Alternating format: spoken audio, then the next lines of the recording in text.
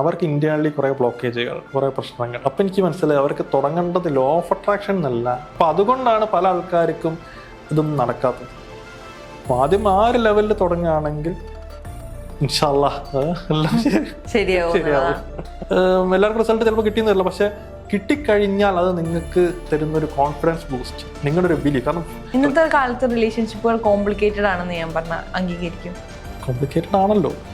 ഇപ്പൊ പുതിയ വാക്കുകളൊക്കെ വന്നു, നാനോഷിപ്പ്, കിസ്മറ്റ്, എന്താ വേണം, സീരിയസ്ലി പണ്ട് സോൾമേറ്റ്. പക്ഷെ ഇന്ന് സോൾമേറ്റിനൊന്നും ഇല്ല.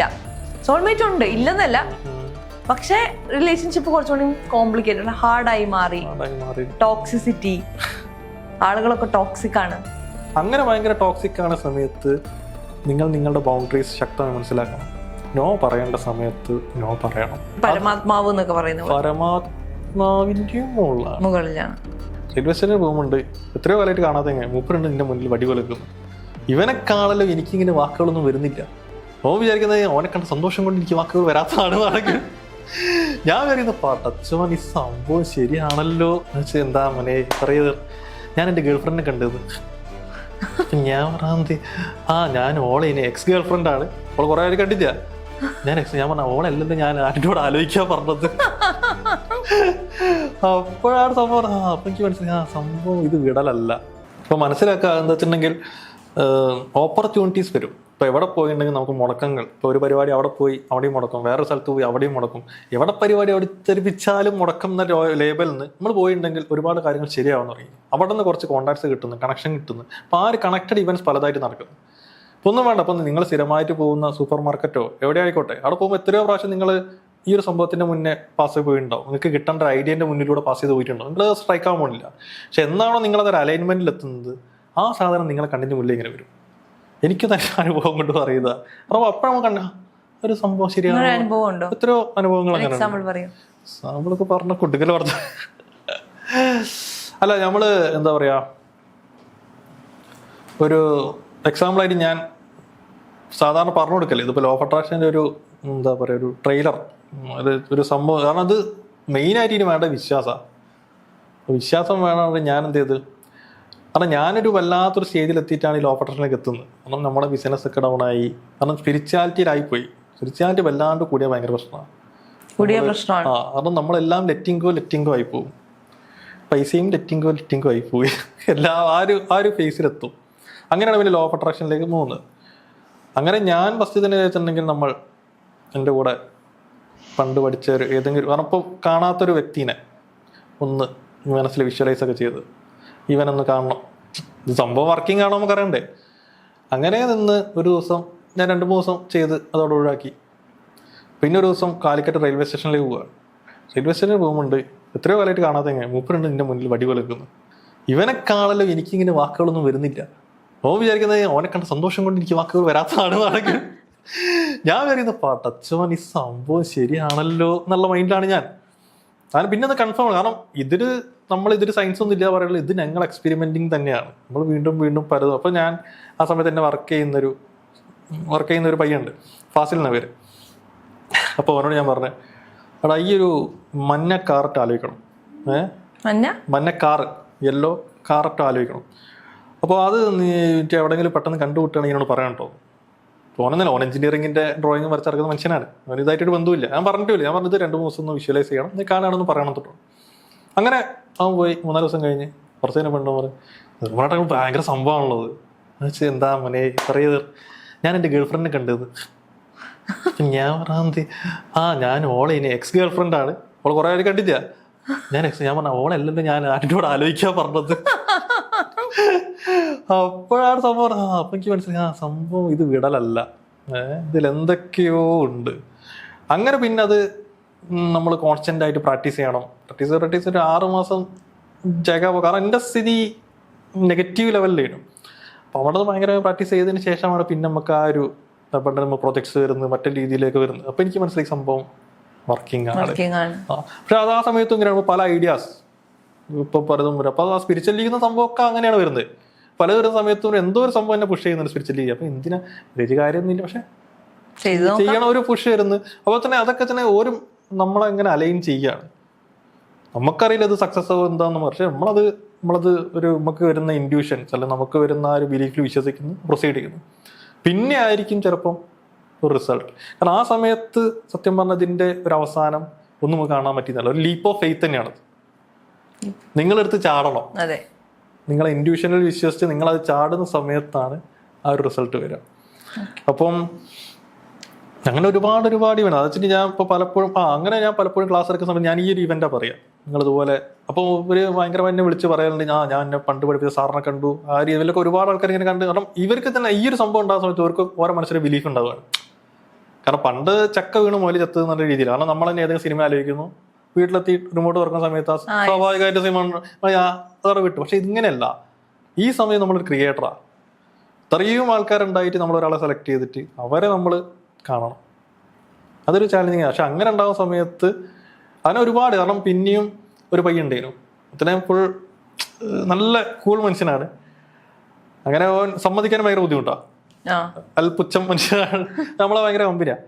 അങ്ങനെ ആയിട്ട് ഒരു ദിവസം നമ്മളെന്തോ ഇങ്ങനെ ചില്ല് ചെയ്തിരിക്കുന്ന സമയത്താണ് ഇവർ പറയുന്നത്, വേട്ടാ എൻ്റെ ഗേൾ ഫ്രണ്ട് വീട്ടിലേക്ക് വന്ന്. ഞാൻ പറഞ്ഞ അതിനെന്താ, ഞാൻ ഓൺലൈൻ ആലോചിച്ച്. കാരണം ആ സമയത്ത് ഞാൻ ക്ലാസ്സിൽ എടുത്തുകൊണ്ടുന്ന സംഭവമൊക്കെ ഇതാണ്. പക്ഷെ ഒരു പോയിന്റ് എത്തി, നമ്മൾ ക്ലാസ്സിലെടുക്കുമ്പോൾ പല ആൾക്കാർക്കും റിസൾട്ട് കിട്ടുന്നില്ല. കാരണം ഒരു 10 ആൾക്കാർക്ക് നമ്മൾ ലോ ഓഫ് അട്രാക്ഷൻ പഠിപ്പിച്ച് കൊടുക്കുന്നു. 10 ആൾക്കാർ പഠിക്കുന്നത്. ചില ആൾക്കാർ ഭയങ്കരമായിട്ട് മാനിഫെസ്റ്റ് അവർക്ക് ആ ടെക്നിക്ക് കിട്ടിക്കഴിഞ്ഞാൽ പിന്നെ ഒരായിക്കോളും. അപ്പോൾ പല ആൾക്കാർക്കും പല ഇതൊക്കെ ഒരുപാട് വർക്ക്ഷോപ്സ് തന്നെ ഉണ്ട്. ആ വർക്ക്ഷോപ്പൊക്കെ നമ്മൾ പ്രാക്ടീസ് ചെയ്യുന്ന എനിക്കറിയാം നമ്മുടെ കൂടെ നിൽക്കുന്ന ആൾക്കാർ എന്നെ നല്ലോണം പ്രാക്ടീസ് ചെയ്യുന്നു. പക്ഷെ അവർക്ക് ആ റിസൾട്ട് കിട്ടുന്നില്ല. അപ്പോൾ എന്തുകൊണ്ട് ഓർക്ക് മാത്രം ചില ആൾക്കാർക്ക് റിസൾട്ട് കിട്ടുന്നില്ല, ചില ആൾക്കാർക്ക് റിസൾട്ട് അടിപൊളിയായി ഒരാളെ മാനിഫെസ്റ്റ് ചെയ്ത് പല രീതിയിൽ ഓരോ ലൈഫ് തന്നെ മാറുന്നത്. ഇപ്പോൾ ചില ആൾക്കാർ ഭയങ്കരമായിട്ടുള്ള ജോലി, ഭയങ്കര വർക്ക് പ്രഷറുള്ള സ്ഥലത്ത് നിന്ന് ഈ അറ്റ്മോസ്ഫിയർ ഒന്ന് മാറി കിട്ടണം എന്ന് പറഞ്ഞൊരു പെൺകുട്ടിക്ക് വർക്ക് ഫ്രം ഹോം എന്ന രീതിയിൽ വീട്ടിൽ നിന്ന് തന്നെ പണിയെടുത്താൽ മതി. അങ്ങനത്തെ ഭയങ്കര മാജിക് സംഭവിക്കുന്ന ഒരു ഘട്ടവും വേറൊരു ഘട്ടം വെച്ചിട്ടുണ്ടെങ്കിൽ ഒരു സംഭവം നടക്കുന്നില്ല എന്ന് പറഞ്ഞാൽ. പക്ഷേ ഓർക്ക് വിശ്വാസമുണ്ട്. അത് ഞാൻ പറയുന്ന കാര്യങ്ങളിൽ എന്നൊരു വിശ്വാസമുണ്ട്. അപ്പോൾ ഓരോ പറയുന്നത് ഇതെങ്ങനെ ശരിയാവണം എന്നുള്ളൊരിതുണ്ട്. അപ്പം ഞാൻ നോക്കുന്ന സമയത്താണ് പിന്നെ എനിക്ക് മനസ്സിലാകുന്നത് അവർക്ക് ഇന്റേണലി കുറേ ബ്ലോക്കേജുകൾ, കുറേ പ്രശ്നങ്ങൾ. അപ്പം എനിക്ക് മനസ്സിലായി അവർക്ക് തുടങ്ങേണ്ടത് ലോ ഓഫ് അട്രാക്ഷൻ എന്നല്ല, ഹീലിംഗ് എന്നാണ്. കാരണം ആദ്യം അവിടെയുള്ള ബ്ലോക്കേജുകൾ, പ്രശ്നങ്ങളെല്ലാം ആയിട്ട് അതൊരു ഫെർട്ടൈൽ ഗ്രൗണ്ട് ആവണം. എന്നിട്ട് നമ്മൾ വിള വെക്കണം, എന്നാലും ഉള്ള അത് ഉണ്ടാവുക. അപ്പം അതുകൊണ്ടാണ് പല ആൾക്കാർക്കും ഇതൊന്നും നടക്കാത്തത്. അപ്പം ആദ്യം ആ ഒരു ലെവലിൽ തുടങ്ങുകയാണെങ്കിൽ ഇൻഷാ അല്ലാഹ് എല്ലാം ശരിയാവും. എല്ലാവർക്കും ട്രൈ ചെയ്ത് നോക്കാന്നുള്ളതാണ്. അല്ല, ട്രൈ ചെയ്യുന്നതിന് എന്താ മാഡം പ്രശ്നം? ട്രൈ ചെയ്യാലോ, ഈ കുഴപ്പമൊന്നുമില്ല. നമുക്ക് നഷ്ടപ്പെടുന്ന നമുക്ക് ഒന്നും നഷ്ടപ്പെടുന്നില്ല. ചെറിയ രീതിയിലെങ്കിൽ ഈ സംഭവമൊക്കെ ചെയ്ത് നോക്കിയാൽ തന്നെ എല്ലാവർക്കും റിസൾട്ട് ചിലപ്പോൾ കിട്ടിയെന്നില്ല. പക്ഷെ കിട്ടിക്കഴിഞ്ഞാൽ അത് നിങ്ങൾക്ക് തരുന്നൊരു കോൺഫിഡൻസ് ബൂസ്റ്റ്, നിങ്ങളുടെ ഒരു ബിലീഫ്. കാരണം പല കാര്യങ്ങൾ നമ്മൾ പറയാം എങ്ങനെയാണ്, എന്തെങ്കിലും ഒരു സംഭവം കണ്ടു കഴിഞ്ഞാൽ ഞാൻ വിശ്വസിച്ചോളാം, അതുണ്ടോ, അതുണ്ടെങ്കിൽ ഞാൻ. ലോ ഓഫ് അട്രാക്ഷൻ നേരെ ഉൾട്ടയാണ് കാര്യങ്ങൾ. ആദ്യം നിങ്ങൾ വിശ്വസിക്കണം, എന്നാലേ സംഭവം വരുള്ളൂ. അവിടെയാണ് പ്രശ്നം. ഇപ്പൊ ജിം കാരിന്റെ ഒരു ഇതൊക്കെ ഉണ്ട്, എന്താ പറയുക, ഒരു മൾഹോളൻഡ് ഡ്രൈവിൽ എത്തുന്ന സമയത്ത് മൂപ്പർക്ക് ഒന്നുമില്ല, ഒരു പാട്ടക്കാരൊക്കെ ആയിട്ട് ഒരു ക്ഷീണത്തിലാണ്. ആ സമയത്ത് മൂപ്പര് മൾഹോളൻഡ് ഡ്രൈവ് അവിടെ എത്തിയിട്ട് ഇങ്ങനെ വിചാരിക്കും, എൻ്റെ മൂപ്പർക്ക് തന്നെ ചെക്ക് ചെയ്തി എത്രയോ ഒരു $5 million സംതിങ് ഒറ്റാണ്. അപ്പം അങ്ങനെ മൂപ്പര് ഈ പൈസ ഒക്കെ എൻ്റെ തന്നെ ഉണ്ട്, ഡെല്ല് നടന്നു ഒരു ആ രീതിയിലാണ് ചിന്തിക്കുക. കാരണം വരും എന്നല്ല, അപ്രോച്ചിന് വ്യത്യാസമുണ്ട്. മൂപ്പർ ഇങ്ങനെ വിചാരിക്കും എൻ്റെ ഇതുണ്ട്. അങ്ങനെ വിചാരിച്ച് നിന്ന് കുറച്ച് കഴിയുമ്പോഴാണ് മൂപ്പർക്ക് ഒരു ബ്രേക്ക് ത്രൂ, ഒരു ഡംബർ സിനിമറ്റ് കിട്ടുന്നു. ഈ ഒരു എമൗണ്ട് വലിയ ഇതിലും എത്രയോ ഇരട്ടിയായിട്ട് എമൗണ്ടുകൾ എത്തുന്നത്. അപ്പം ആ ഒരു മാജിക്കിൽ വിശ്വസിക്കണം. അത് നിർബന്ധിച്ച് ചെയ്യാനും പറ്റില്ല, സ്വയം റിയലൈസ് ചെയ്ത് ചെയ്യണം. കുറച്ചധികം റിലേഷൻഷിപ്പിനുള്ള ടിപ്പുകൾ കൊടുത്ത് കണ്ടിട്ടുണ്ട് ഞാൻ. എന്താണ് പിന്നിലുള്ള ഒരു ചെയ്ത വികാരം എങ്ങനെയായിരുന്നു? റിലേഷൻഷിപ്പ് പറഞ്ഞാൽ എന്താ പറയാ, ഇന്നത്തെ കാലത്ത് റിലേഷൻഷിപ്പുകൾ കോംപ്ലിക്കേറ്റഡ് ആണെന്ന് ഞാൻ അംഗീകരിക്കും. കോംപ്ലിക്കേറ്റഡ് ആണല്ലോ. ഇപ്പൊ പുതിയ വാക്കുകളൊക്കെ വന്നു, നാനോഷിപ്പ്, കിസ്മറ്റ്. സീരിയസ്ലി പണ്ട് നമുക്കൊരു റിലേഷൻഷിപ്പേ ഉണ്ടായിരുന്നുള്ളൂ. പിന്നീട് ഇപ്പൊ 2024 സിറ്റുവേഷൻഷിപ്പ്, ഗോസ്റ്റിംഗ്, അങ്ങനത്തെ കുറച്ച് ഇതായിരുന്നു. ഇപ്പൊ 2025 ട്രെൻഡിങ് ആവാൻ പോകുന്ന വാക്കുകളാണെന്ന് പറഞ്ഞിട്ട് വന്നതാണ് നാനോഷിപ്പ്, കിസ്മറ്റ്. ഞാനൊക്കെ ഔട്ട്ഡേറ്റഡ് ആയി. അതെ, ടിൻഡറിന്റെ സർവേയിൽ പുറത്തുവിട്ടതാണ്. ഞാൻ ചോദിക്കുന്നത്, റിലേഷൻഷിപ്പുകൾ ഇങ്ങനെ കോംപ്ലിക്കേഷൻസിനേക്കാൾ കൂടുതൽ ഓരോ ടൈപ്പ് ഓഫ് റിലേഷൻഷിപ്പായി സ്പ്ലിറ്റ് ആയി പൊക്കോണ്ടിരിക്കുകയാണ്. അതെ അതെ അതെ. പണ്ട് കാലത്ത് ഒരു ഡിവൈൻ ലവ് ആണ് ഉണ്ടായിരുന്നത്, സോൾമേറ്റ്. പക്ഷെ ഇന്ന് സോൾമേറ്റിനൊന്നും ഇല്ല. സോൾമേറ്റ് ഉണ്ട്, ഇല്ലെന്നല്ല, പക്ഷെ റിലേഷൻഷിപ്പ് കുറച്ചുകൂടി കോംപ്ലിക്കേറ്റഡ്, ഹാർഡായി മാറി. ടോക്സിസിറ്റി, ആളുകളൊക്കെ ടോക്സിക് ആണ്. എങ്ങനെയാണ് ഇത്തരക്കാരെ രക്ഷിക്കുക? രക്ഷിക്കാന്ന് പറഞ്ഞാൽ ഇത് ഭയങ്കര എന്താ പറയാ, രണ്ടു ഭാഗത്തും മുറിച്ചുള്ളൊരു കത്തി കൊണ്ട് ഡീൽ ചെയ്യും പോലെയാണ്. കാരണം നമ്മൾ വളരെ ആലോചിച്ചിട്ട് വേണം അതിനൊരു മറുപടി പറയാൻ. ഒരു ആംഗിൾ പറയുകയാണെങ്കിൽ ഇപ്പോൾ ഇവിടുത്തെ കേസല്ല, നാട്ടിലെ കുട്ടികൾ അമേരിക്കയിലൊക്കെ പോകുന്ന സമയത്ത് ഒരുപാട് ഡൈവേഴ്സ്, ഒരുപാട് പിന്നെ ഡൈവേഴ്സ് ആ ലെവലിലേക്ക് 3-4 ആ ലെവലിലേക്ക് പോകുന്നുണ്ട്. പക്ഷെ അതൊരു പറയുന്നത് വെച്ചിട്ടുണ്ടെങ്കിൽ ഇപ്പോൾ ഒരു അടുത്തൊരു എക്വയറിയസ് ഏജ് ആ ലെവലിലേക്ക് പറയുന്നുണ്ട്. അപ്പോൾ ആ ഒരു ഏജ് വരുമ്പോൾ ഒരുപാട് കർമ്മ ന്യൂട്രലൈസേഷൻ വരുന്നുണ്ട്. അപ്പം മനസ്സിലാക്കുക, എന്ത് തരം കർമ്മ നമ്മൾ ഉണ്ടാക്കി വെച്ചിട്ടാണെങ്കിലും അതിൻ്റെ ആൻസർ ലവ് ആണ്. ഇപ്പം എന്ത് സംഭവം ആയിക്കോട്ടെ, നമ്മൾ റിലേഷൻഷിപ്പ് ആയിക്കോട്ടെ, അതിൽ കൂടുതൽ പിന്നെ കർമ്മം ഉണ്ടാക്കി വെച്ചിട്ട് ഒരു കാര്യമില്ല. നിങ്ങളതിന് കമ്മിറ്റ് ചെയ്യുകയാണെങ്കിൽ നിങ്ങൾ ആ ഒരു സ്നേഹം കൊടുക്കുക. പക്ഷേ ഒരു പോയിന്റ് എത്തുന്ന സമയത്ത് ഇപ്പം ആ ഒരു നമ്മൾ അത് ചിലപ്പോൾ ഫെയ്ഡ് ഔട്ടായി പോവാം, ഒബിയസ്ലി സംഭവിക്കാം.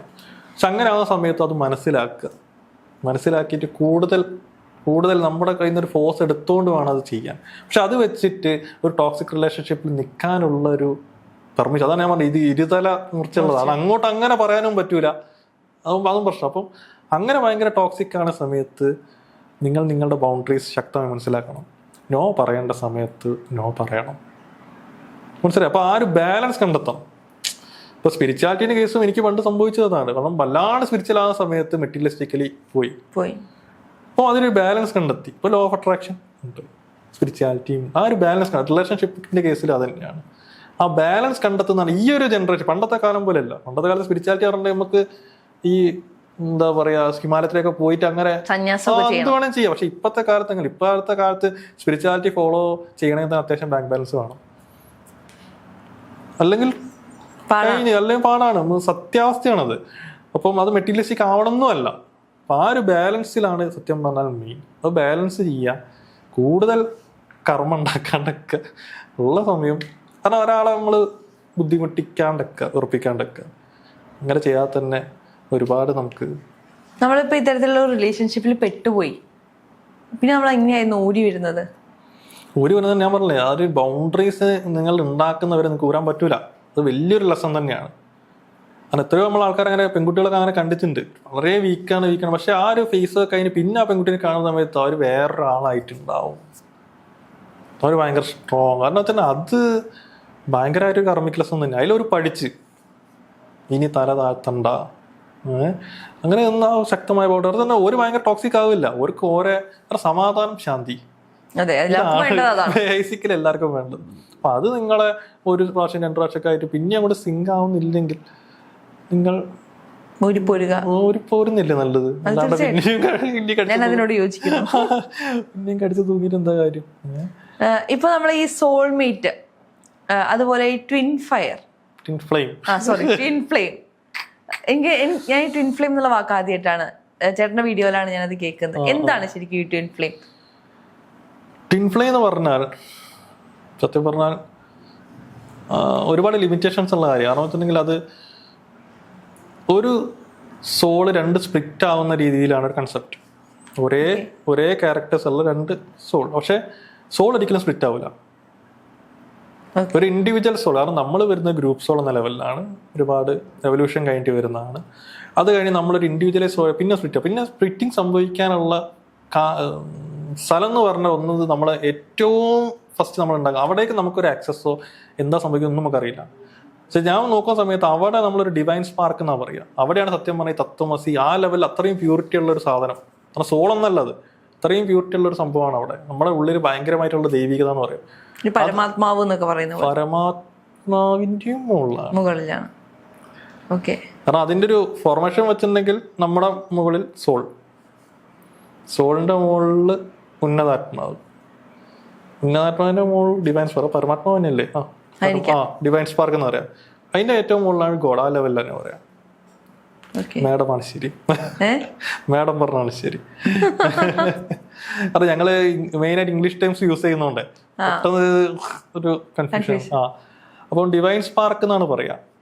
അപ്പോൾ നമ്മൾ എൻലൈറ്റ്മെന്റ് എന്ന രീതി പറയുകയാണെങ്കിലും അത് ഞാൻ നേരത്തെ പറഞ്ഞ പോലെ നമ്മുടെ സോളിന്റെ ക്വാളിറ്റി എപ്പോഴാണോ ഹയർ സോളിൽ കറക്റ്റ് ആവുന്നത്, കാരണം ഹയർ സോൾ പെർഫെക്റ്റ് ആവുന്നത്, ഇത് രണ്ടും കൂടി ഒരു യൂണിയൻ സംഭവിക്കും. പിന്നെ നിങ്ങൾ എന്താ പറയുക, കർമ്മിക് നിയമങ്ങൾ മറ്റു കാരണങ്ങൾ കൊണ്ട് പുനർജനിക്കേണ്ട ആവശ്യമില്ല. പക്ഷെ അങ്ങനെ നിൽക്കുന്ന ഒരാൾക്ക് എങ്ങനെയും പുനർജനിച്ച് വന്ന് കൂടുതൽ എന്താ പറയുക സർവീസ് ചെയ്യണം എന്നുള്ള ടെൻഡൻസി ഉണ്ടാവാം. അത്രയും നല്ലൊരു സോൾ ആയിരിക്കും അത്. അതിനാണ് നമ്മൾ ഒരു ഫോർത്ത് ഇനീഷ്യേഷൻ എന്നൊക്കെ പറയാം. ഫോർത്ത് ഇനീഷ്യേഷൻ കഴിയണം. അപ്പോൾ ഒരു പരമഹംസ ആ ലെവലിലാണ്. അപ്പോൾ അതൊക്കെ നമ്മളൊരു ഈ പ്രാണിക് ഹീലിംഗ് ടീച്ചിങ്സിനാണ്, നമ്മളെ മാസ്റ്റർ ചുവാ കോക്സിന്റെ ഈ ടീച്ചിങ്സിനാണ് നമ്മളതൊക്കെ കുറച്ചും കൂടി വ്യക്തത കിട്ടുന്നത്. അതിൻ്റെ മുകളിലൊരു ഇതുണ്ട് എന്ന് വെച്ചിട്ടുണ്ടെങ്കിൽ ഈ ഒരു എന്താ പറയുക, നമ്മുടെ ഉന്നതാത്മാവും നമ്മുടെ പരമാത്മാവും ഇവർ തമ്മിലൊരു യൂണിയൻ അത്രയും, കാരണം പരമാത്മാവിൻ്റെ അത്രയും പെർഫെക്ഷൻ ആവുന്നത്. അങ്ങനെ ആ സമയത്താണ് നമ്മളൊരു ഹോളി മാസ്റ്റർ എന്ന ലെവലിലേക്ക് എത്തുന്നത്. അപ്പോൾ അങ്ങനെ വന്ന് ആ ഡിവൈൻ സ്പാർക്കിലേക്ക് അപ്പോഴാണ് നമുക്ക് യൂണിയൻ കിട്ടുന്നത്. അപ്പം നമ്മൾ ഉണ്ടായി വരുന്നതും സത്യം പറഞ്ഞാൽ ഡിവൈൻ സ്പാർക്ക് എന്നാണ് പറയുക. അപ്പം ഒരു ഫെമിനിൻ, ഒരു എന്താ പറയുക മാസ്കുലിൻ, അങ്ങനത്തെ രണ്ട് പോളാർ ഓപ്പോസിറ്റ്സ് ആയിട്ടുള്ള രണ്ടാൾക്കാരെ ഈ ഡിവൈൻ സ്പാർക്കിൽ ആദ്യം ക്രിയേറ്റ് ചെയ്തു എന്നാണ് പറയുന്നത്. പക്ഷെ പിന്നെ ആ ഡിവൈൻ സ്പാർക്ക് എന്നുള്ളത് പിന്നെ ഭയങ്കര കോംപ്ലിക്കേറ്റഡ് റെവല്യൂഷനിലൂടെയാണ് നമ്മൾ അവസാനം മനുഷ്യനിലേക്ക് എത്തുന്നത്. അപ്പോൾ മനുഷ്യന്റെ മുന്നേ നമ്മൾ ആനിമൽ കിണ്ടത്തിലായിരിക്കും, ആനിമൽ കിണ്ടത്തിന്റെ മുന്നേ പ്ലാൻ കിണ്ടത്തിലായിരിക്കും, പ്ലാൻ കിണ്ടത്തിന്റെ മുന്നേ മിനറൽ കിണ്ടത്തിലായിരിക്കും, അതിന്റെ മുന്നേ എലിമെന്റൽ കിണ്ടം. ഇത്രയും ഇതിപ്പം കേട്ടിട്ടുണ്ടെങ്കിൽ ആൾക്കാർ പറയും നിങ്ങൾക്ക് മലയാളത്തിൽ സംസാരിച്ചോടെ അത് പറയുമെങ്കിലും ഇതിന്റെ മലയാളം മനസ്സിലാകും. അല്ല, എലിമെന്റൽ കിണ്ടം എന്നൊക്കെ പറയുമ്പോ കോംപ്ലിക്കേറ്റഡ് ആണ്. ഓക്കെ, അപ്പൊ അതാണ് ഈ ട്വിൻ ഫയർ. അപ്പൊ ഈ രണ്ടുപേർക്ക് ഒരു ആത്മാവായിരിക്കും എന്നുള്ളതാണ്. രണ്ടുപേർക്ക് ഒരു ആത്മാവെന്നല്ല, ഈ ഡിവൈൻ സ്പാർക്ക് ഉണ്ടാകുന്നത് ഒരേ സമയത്ത്, ഈ രണ്ട് സോളിനും ഒരേ ക്യാരക്ടർ ആയിരിക്കും, ഒരേ ബ്ലൂ പ്രിന്റ് ആയിരിക്കും. അതാണ് കുറച്ചും കൂടി, കാരണം സ്പിരിറ്റ്, കാരണം ആ ലെവലിലെത്തുന്ന സമയത്ത് നിങ്ങൾ തമ്മിൽ സ്നേഹമുണ്ടോ, മനുഷ്യന്മാർക്ക് തമ്മിൽ ഇഷ്ടമുണ്ടോ, അതൊന്നും എല്ലായിടത്തും മെയിൻ ഫാക്ടർ. നിങ്ങൾക്ക് ഒരു ഡിവൈൻ പ്ലാൻ ഉണ്ട്, ആ ഡിവൈൻ സ്പാർക്കിന് ഒരു ഡിവൈൻ പ്ലാൻ ഉണ്ട്. ഈ രണ്ടാക്കും പക്ഷെ ഇവർ രണ്ടാളും ഡിവൈൻ സ്പാർക്കിന്റെയും പ്ലാൻ, ആ ഒരു ബ്ലൂ പ്രിന്റ് ഒന്നായിരിക്കും. അങ്ങനെ ഇവര് ഒരു മനുഷ്യജന്മം ആ ലെവലിലേക്കൊക്കെ എത്തുന്നു. ആ എത്തിക്കഴിഞ്ഞ സമയത്ത് ഇവർ ഫസ്റ്റ് തന്നെ ഈ ടിൻ ഫ്ലെയിമിനെ കാണാം. എത്രയോ ആൻഷ്യന്റ് കാലത്തെ കാര്യമായിട്ടോ പറയുന്നത്. അപ്പോൾ ഇവർ തമ്മിൽ ഒരുപാട് പ്രശ്നങ്ങൾ ഉണ്ടാവുന്നു, കച്ചറകൾ ഉണ്ടാവുന്നു. സ്വാഭാവികമായിട്ട് കർമ്മ ഇവർ തമ്മിൽ ജനറേറ്റ് ചെയ്യാൻ തുടങ്ങുന്നു. അല്ല, അങ്ങനത്തെ ഒരുപാട് സീനൊക്കെ ഉണ്ടേനു. ഒരു കഥകളിൽ വായിച്ചതാണ്. കാരണം വെച്ചിട്ടുണ്ടെങ്കിൽ ഒരു ജപ്പാനീസ് ഒരു പെൺകുട്ടീനെ ഒരു അമേരിക്കക്കാരൻ കല്യാണം കഴിക്കുന്നു. അങ്ങനെ ഇയാള് വീണ്ടും അമേരിക്കയിലേക്ക് പോകുന്നു. തിരിച്ച് ഭാര്യയെ കൂട്ടി ഇയാൾ തിരിച്ചു വരുന്നു. അപ്പൊ ഇതിൽ മനം തൊന്നിട്ട് ഇയാളുടെ ടിൻ ഫ്ലെയിമാണ് ഈ ജപ്പാനീസ്കാരി. അപ്പം ഈ ജപ്പാനീസ്കാരി ആത്മഹത്യ ചെയ്യുന്നു, വെള്ളത്തിൽ ചാടി കുട്ടീനെയും കൂട്ടിയാണ്. അപ്പൊ അത്രത്തോളം കർമ്മം ഉണ്ടായി. അപ്പൊ ആ ഒരു കർമ്മം ഉണ്ടായി അടുത്ത ജന്മത്തിൽ ഇവർ മീറ്റ് ചെയ്യാണ്. സ്വാഭാവികമായിട്ടും ടിൻ ഫ്ലെയിം ആണെങ്കിൽ കൂടി അത്ര നല്ല സ്മൂത്ത് ആയിട്ടുള്ളൊരു റിലേഷൻ ആയിരിക്കില്ല. കാരണം കർമ്മ അവിടെ വന്നു കഴിഞ്ഞു. അങ്ങനെ എത്രയോ ജന്മങ്ങൾ കഴിഞ്ഞു. സ്വാഭാവികമായിട്ട് ഈ ഇവർ തമ്മിലുള്ള കർമ്മയുടെ കെട്ട് ഇത്രയും ഭീകരമായി. പക്ഷെ ഇവർക്ക് അപ്പം ഈ ജന്മത്തിൽ നമ്മൾ കാണുന്ന സമയത്ത് ഇവർ തമ്മിൽ കാണുമ്പോൾ ഇവർക്ക് സ്പാർക്കും മറ്റു കാര്യങ്ങളൊക്കെ ഉണ്ടെങ്കിലും കുറച്ചും കൂടി അടുത്ത് പോയി കഴിഞ്ഞു പിന്നെ അടി തുടങ്ങിയാൽ നിർത്താൻ പറ്റാത്തൊരവസ്ഥയിലേക്ക് എത്താം. ഇപ്പോൾ ഭയങ്കരമായിട്ട് കച്ചറകൾ പ്രശ്നങ്ങളൊക്കെ വരാം. അപ്പോൾ സ്വാഭാവികമായിട്ടും നമുക്ക്, കാരണം അതെന്താ വെച്ചാൽ ടിൻ ഫ്ലെയിം യൂണിയൻ സംഭവിക്കുന്നത് നിങ്ങൾ സ്പിരിച്വലി ഇവോൾവ് ആവുന്നതിലാണ് കാര്യം. നിങ്ങളെ മെയിൻ ലക്ഷ്യം ടിൻ ഫ്ലെയിം യൂണിയൻ അല്ല. നിങ്ങൾ സ്പിരിച്വലി എന്താ പറയുക അതാവുന്ന സമയത്ത് എന്താ നിങ്ങളെ കർമ്മയൊക്കെ ഓരോന്ന് ന്യൂട്രലൈസ് ചെയ്ത്, കാരണം മറ്റുള്ളവരുടെ കർമ്മയൊക്കെ ന്യൂട്രലൈസ് ചെയ്ത് ആ റെവല്യൂഷൻസ് വരുന്ന സമയത്ത് എന്തായി നിങ്ങൾക്ക് ടിൻ ഫ്ലെയിം ആയിട്ട് പിന്നെ കർമ്മകളില്ല. പിന്നെ നിങ്ങൾ തമ്മിൽ ജോയിൻ ആകുന്ന സമയത്ത് പ്രശ്നങ്ങളില്ല. ആ ഒരു സ്മൂത്ത് പരിപാടിയിൽ എത്തും. അപ്പോൾ നമ്മുടെ ഫോക്കസ് എന്തായാലും അതിലായിരിക്കണം. പക്ഷെ ഇത് കേട്ട് തെറ്റിദ്ധരിക്കപ്പെടാനും സാധ്യത, കാരണം ഇപ്പൊ ഏതെങ്കിലും ടോക്സിക് റിലേഷൻഷിപ്പിൽ നിൽക്കുക, ഇപ്പൊ ഇതെന്റെ ടിൻ ഫ്ലെയിം ആണല്ലോ എന്തായാലും അനുഭവിച്ചല്ലേ പറ്റുമെന്ന് പറയുന്ന, അതാ ഞാൻ പറഞ്ഞ ആ ഒരു കോമൺ സെൻസ്, ആ ഒരു ബാലൻസ് ഇല്ലെങ്കിൽ പെട്ടു.